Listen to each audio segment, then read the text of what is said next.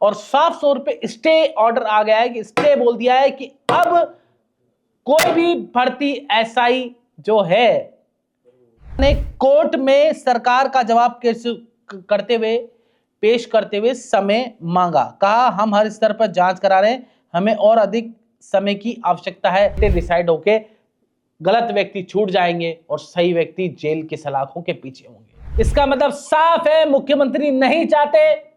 चीजें लीक हो रही है, पेपर लीक हो रहा है, कांग्रेस सरकार में हो रहे थे, अब बीजेपी सरकार में ये बैठक लीक हो रही है कि कैबिनेट ने क्या वो मिनट्स तक लीक हो। प्रमोद शर्मा जो माने जा रहे हैं कि भजनलाल जी के साले हैं, माने नहीं जा रहे, उन्होंने खुद ने एडमिट किया, हम नहीं कह रहे। अभी जो है उन्होंने घेरा है सरकार को और उन्होंने कहा कि बड़े जो नेता है, सीएम है और बड़े नेता है, उनके जो गृह जिले हैं उन वो क्राइम में 1 नंबर है। हाँ, स्टार्ट हो गया। राम राम सा हदायविद भाई जी में आप सबको स्वागत है। और क्या हाल है जितेश सर? ये चश्मा कैसे लगा रखा है आज तो स्वैग में, क्या बात है? स्वैग नहीं, वो चश्मा क्या है, मेरे को वो लोग बोलते हैं ना सरकार ने चश्मा पहन रखा है। काय का? तो मैं भी ट्राई कर रहा था कैसे सरकार कैसे चश्मा, सरकार वो भ्रष्टाचार के ऐसा ही भर्ती रद्द चल रहा है, उस पर भी चश्मा पहन रखा है। अच्छा। मामले पे तो मैं भी चेक कर रहा था, काला चश्मा लगा रखा है आपने भी, दिखे ही नहीं। सरकार को नहीं दिख रहा कि जो फर्जी एसआई हैं वो फर्जी नहीं थे, उनको सही लग रहे हैं। जब तो आज हाई कोर्ट में सरकार ने कहा अभी तो हम इन्वेस्टिगेशन कर रहे हैं, अभी समय चाहिए हमारे को, है ना। तो जो शाह साहब हैं एडिशनल जनरल, तो वो गए थे आज समीर जैन साहब की कोर्ट के अंदर और उन्होंने कहा कि साहब हमारे को समय चाहिए। तो उन्होंने कहा कि समय का चाहिए, समय तो आपने बहुत सारा ले लिया है ऑलरेडी। आपकी कैबिनेट की बैठक जो सब कमेटी बनी थी कैबिनेट की, आपकी मंत्रिमंडल की, उन्होंने भी कहा कि ऐसा ही भर्ती निरस्त होनी चाहिए। तो उन्होंने कहा नहीं, उन्होंने दलील दी कि भाई वो उनका सुझाव था, सुझाव क्या था। और आपकी पुलिस ने भी कह दिया है, एसओजी ने भी कहा कि ये रद्द होना चाहिए परीक्षा क्योंकि इसमें पेपर लीक हुआ है। तो मतलब आज किरकिरी सी हुई है सरकार की, भजनलाल सरकार की, इससे बड़ी किरकिरी नहीं हो सकती। और साफ तौर पे स्टे ऑर्डर आ गया है कि स्टे बोल दिया है कि अब कोई भी भर्ती एसआई जो है उसकी ट्रेनिंग नहीं हो सकती। जो जिलों में भेजा था वो गलत भेजा था, जब स्टे था पहले से, फिर जिलों में क्यों भेजा? ये फटकार लगाई कोर्ट ने। अच्छा। मैं आपको बताऊं, और ये कहा है कि मतलब एक तरह से रोक लगा दी है। और करोड़ीलाल बोल रहे हैं कि भाई ये तो सीएम का निर्णय है, हमने तो कैबिनेट की बैठक में निर्णय करके भेज दिया था। रद्द करने का निर्णय मुखिया जी का है, मतलब मुख्यमंत्री का है। वैसे तो किरोड़ीलाल मीणा ने तो चुप्पी साध ली। नहीं, आज बोला है ना कि वो तो उसका कोर्ट रूम में क्या क्या हुआ देखिए। एजी विज्ञान शाह ने कोर्ट में सरकार का जवाब पेश करते हुए समय मांगा। कहा हम हर स्तर पर जांच करा रहे हैं, हमें और अधिक समय की आवश्यकता है। सरकार कोई भी फैसला जल्दबाजी में नहीं ले सकती। ये समीर जैन साहब की जो वो कोर्ट चल रही थी, जो जज साहब की, जो लगातार मुझे लग रहा है जज साहब का भी काबिल तारीफ है। जज साहब छात्रों के साथ खड़े, यानी आम आवाम के साथ खड़े, क्योंकि अगर एक भी फर्जी एसआई जो पैसे दे के एसआई बना है, वो फील्ड में पोस्टिंग होती है, थाने में लगता है, तो वो सोचिए कितना भ्रष्टाचार करेगा। जो एसआई पैसे दे के एसआई बनाए तो पैसे कमाएगा, जाहिर सी बात है। एक हाथ ले। भ्रष्टाचारी व्यक्ति अगर थाने में लग जाएगा तो आप सोचिए क्या होगा। 5,000 पे एफआईआर की रेट होगी, 10,000 पे मुकदमे की रेट होगी, और इस तरह से रेटें डिसाइड होके गलत व्यक्ति छूट जाएंगे और सही व्यक्ति जेल के सलाखों के पीछे होंगे। मुझे बड़ा दर्द है। फिर जस्टिस समीर जैन ने कहा 4 संस्थाएं कह चुकी है कि भर्ती रद्द होनी चाहिए। समीर जैन ने कोर्ट के अंदर क्या कहा कि 4 संस्थाएं एसओजी कह चुकी है, कैबिनेट की आपकी बैठक कह चुकी है, जो आपने कमेटी बनाई वो कह चुकी है, और तमाम संस्थाएं कह चुकी है। फिर आपको दिक्कत क्या हो रही है? समीर जैन साहब ने कहा इंतजार किस चीज का कर रहे हैं भैया? एजी विज्ञान शाह ने जवाब दिया, इन सब ने सिफारिश की है, फैसला मुख्यमंत्री के स्तर पे होना है। मतलब ये सिफारिश कर रहे हैं, ये एजेंसी आपकी है, कैबिनेट की बैठक सिफारिश कर रही है, गजब की बात कर रहे हैं। इसका मतलब साफ है, मुख्यमंत्री नहीं चाहते। कैबिनेट की बैठक चाह रही है, एसओ चाह रही है, सबने बोल दिया, मुख्यमंत्री स्तर पे फैसला हो रहा है, तो मुख्यमंत्री नहीं चाह रहे क्या? सवाल भजनलाल जी पर अब खड़े हो रहे हैं। फिर जस्टिस समीर जैन ने क्या सरकार इनकी राय को महत्व नहीं दे रही है? मतलब जो इन्होंने राय दी है, एसओजी ने जो मिनट्स बनाए, उन्होंने जो पूरा कंक्लूजन बनाया है, इसको रद्द कर दो। जो कैबिनेट की सब कमेटी की बैठक मुख्यमंत्री के अधीन जो मंत्री हैं, क्या मुख्यमंत्री जी उनकी नहीं मानते? उन्होंने जो अपनी राय दी है वो गलत है। समीर जैन साहब ने ऐसा पूछा। एजी विज्ञान शाह, किसी की भी राय सरकार के लिए बाध्यकारी नहीं है। वो कह रहे हैं कि ये जो इन्होंने राय दी है ना, कैबिनेट सब कमेटी की बैठक, एसओजी, पुलिस ने जिन्होंने भी राय दी है वो बाध्यकारी, मतलब सरकार के बाध्य नहीं हो कि वो सरकार ऐसा ही करे जैसे वो राय दे रहे हैं। इसका मतलब कि जो कैबिनेट की मुख्यमंत्री के नीचे जो मंत्री काम कर रहे हैं उनकी बैठक को के बारे में वो कह रहे हैं कि वो गलत है, बाध्य नहीं है सरकार कि वो जो कैबिनेट मंत्री ने कह दिया वो सरकार करेगी, भजन लाल जी करेंगे, बाध्य नहीं है, ऐसा विज्ञान शाह ने कहा है। सरकार को किसी भी चीज को देखते हुए अंतिम निर्णय लेना, मतलब वो कह रहे हैं कि सरकार को सब चीजों को देखकर अंतिम निर्णय लेना है। यह याचिका पूरे मामले को प्रभावित करने के उद्देश्य से लगाई गई है। वो कह रहे हैं विज्ञान शाह जी कि याचिका पूरे मामले को प्रभावित करने के लिए लगाई गई है। यह चाहते हैं कि तुरंत निर्णय हो, यह गलत है। अगर संपूर्ण रिकॉर्ड सार्वजनिक होगा तो जांच प्रभावित होगी। वो ये कह रहे हैं कि ये कैबिनेट की बैठक के आपके जो मिनट्स हैं जो उसमें, वो आपके पास कहां से आ गई, ये भी बात चली वहां अंदर कि आ कैसे गई आपके पास। देखिए बदगजब हो रहा है, सब चीजें लीक हो रही है, पेपर लीक हो रहा है। कांग्रेस सरकार में हो रहे थे, अब बीजेपी सरकार में ये बैठक लीक हो रही है कि कैबिनेट ने क्या वो मिनट्स तक लीक हो गए, मिनट्स लीक हो गए। गजब हो रहा है। जस्टिस समीर जैन ने कहा ये सारे दस्तावेज तो पहले ही पब्लिक डोमेन में है जिसकी आप बात कर रहे हैं। ये पुलिस से जुड़ा हुआ सीरियस इशू है।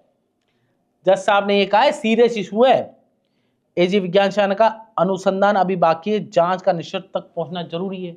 वो कह रहे अनुसंधान, अरे भजन लाल जी कब तक अनुसंधान करते रहोगे? गरीबों के बच्चे हैं जिन्होंने पेपर दिया है ईमानदारी से, और अगर ये भ्रष्ट लग गए, आप सोचिए आपके अटारी जहाँ के आप मूल निवासी हैं, आपका गांव है, वहाँ का थानेदार कोई करप्ट आ जाए और वो भ्रष्टाचार करे तो कैसा लगेगा, सोचिए। नहीं, इसमें एक चीज फिर अब मैं आपको बताऊं, याचिकाकर्ता के वकील हिरेंद्र नील ने कहा है सरकार एसआईटी रिपोर्ट के खिलाफ बहस कर रही है। एसआईटी ने साफ कहा है भर्ती में कौन सही कोई गलत पाना संभव नहीं है।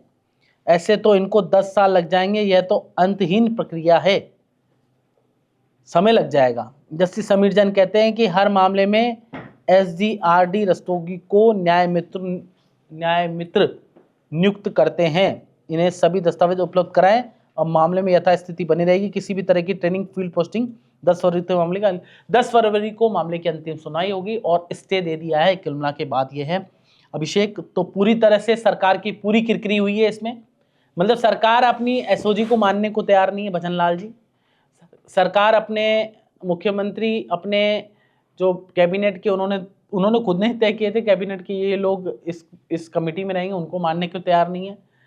जिस तरह से शाह साहब ने कहा है तो इस तरह से ये साफ है कि मुख्यमंत्री की अभी मंशा नहीं है कि वो ये एसआई भर्ती को रद्द करना चाहते हैं। लेकिन मुख्यमंत्री जी, हम आपसे बार बार सवाल ये पूछ रहे हैं, अटारी के लाल हैं, लाल साहब आपके गांव में ही कोई ऐसा एसआई आ गया जो पैसे देके एसआई बना हो और आपके गांव के लोगों से अगर भ्रष्टाचार करेगा, 5,000 रुपये एक एफआईआर लिखने के लेगा, 10,000 रुपये और एफआईआर रद्द करने के लेगा, 1 लाख रुपए फर्जी बलात्कार के केस लगाने पे लेगा, तो आपके दिल पे क्या गुजरेगी? बताइए, आप समझाइए हमारे को। नहीं अभिषेक? बिल्कुल सर, आप करप्शन की बात कर रहे हैं और बात कर रहे हैं प्रमोद शर्मा, जो माने जा रहे हैं कि भजन लाल जी के साले हैं। माने नहीं जा रहे, उन्होंने खुद ने एडमिट किया, हम नहीं कह रहे। अच्छा। वो एक इंटरव्यू दे रहे थे एबीपी न्यूज पे, हमने आज सुबह देखा था। अच्छा। तो वो कह रहे हैं रिलेटिव ही दूर के साले हैं और उन पे तो कई चार्जेस भी है और उनको चार्जेस नहीं है, उन पे आरोप लगे थे और वो गिरफ्तार हुए थे। डीआईजी लक्ष्मण गौड़ के मामले में एसीबी ने पिछली कांग्रेस गवर्नमेंट के दौरान उनको भरतपुर में जो डीआईजी थे लक्ष्मण गौड़, जो भी भजन लाल जी के बहुत नज़दीकी माने जाते हैं, उनके रिश्वत के मामले में उनको गिरफ्तार किया गया था। और पूरे चुनाव में वो भजन लाल जी के साथ रहे। प्रमोद शर्मा शुरू के रहे, फिर बाद में दूर हट गए। वो प्रमोद शर्मा को अब जो बाड़मेर है जिला क्रिकेट एसोसिएशन का अध्यक्ष बनाया गया। इतने मतलब आरोप लगने के बावजूद भी नहीं, ये तो आरोप क्या वो क्लोज है इसलिए आरोप लगे? तो देखिए, जो एसीबी का आरोप था वो तो सरकार आने पर वो फ्री कर दिया उनको। और देखिए, समर्थ को नहीं दोष घुसाई, ये जो कहावत है ना कि समर्थमान व्यक्ति को कोई दोष नहीं है उसका, समर्थ है वो कुछ भी कर दो। तो अब क्रिकेट के पिच पर भ्रष्टाचार भी चलेगा, भाई भतीजावाद भी चलेगा, ये परिवारवाद तो भी चल ही रहा चलेगा। है, बड़े नेताओं के मतलब बच्चे हैं, पराकाष्ठा लड़के हो गई हैं। बीजेपी का जो मूल विचार है हाँ, कि राष्ट्रहित सर्वोपरि, राष्ट्र प्रेम सर्वोपरि है। व्यक्तिवादी पार्टी नहीं है, संगठन निष्ठ पार्टी है, परिवारवाद नहीं चलेगा। लेकिन यहाँ तो सब कुछ चल रहा है। किसी का बच्चा, किसी मंत्री का बच्चा वो है क्रिकेट एसोसिएशन का अध्यक्ष है, कोई वो अध्यक्ष बनना चाहता है, कोई खिमसर का बच्चा है, कोई राठौड़ का बच्चा है, कोई फलाने का बच्चा है, कोई डिमके का बच्चा है, कोई एक मंत्री का मदन दिलावर का बच्चा है। सबके बच्चे आ गए, अब एक इनके साले साहब भी आ गए। तो मतलब कोई दिक्कत नहीं है, सब everything goes love war in politics, सब चलता है इन अ वे जो है, सब चलता है। राजनीति में सब संभव है। अब वो समर्थन व्यक्ति। अच्छा, आज कांग्रेस की 2 प्रेस कॉन्फ्रेंस हुई है, एक तो टीकाराम जूली और पवन खेड़ा उन्होंने ली, और एक सचिन पायलट की हुई। तो क्या कुछ खास था उसमें? सचिन पायलट ने तो बोला है कि एसआई भर्ती पर सरकार क्या कंफ्यूज है क्या, सचिन पायलट ने साफ बोला। और कि समझ ही नहीं आ रहा इनको, ये अपने नेताओं की नहीं मान रहे, करोड़ीलाल मीणा की नहीं मान रहे। और कांग्रेस की पीछे तो बड़ी दिलचस्प सी, आप गए थे, आप बताइए, बाकी तो हमारे दर्शकों को क्या। टीकाराम जूली जो है उन्होंने घेरा है सरकार को, और उन्होंने कहा कि बड़े जो नेता है, सीएम है और बड़े नेता है, उनके जो गृह जिले हैं उन वो क्राइम में 1 नंबर है, तो और मुद्दों से पहले वो उसको ठीक कर लें।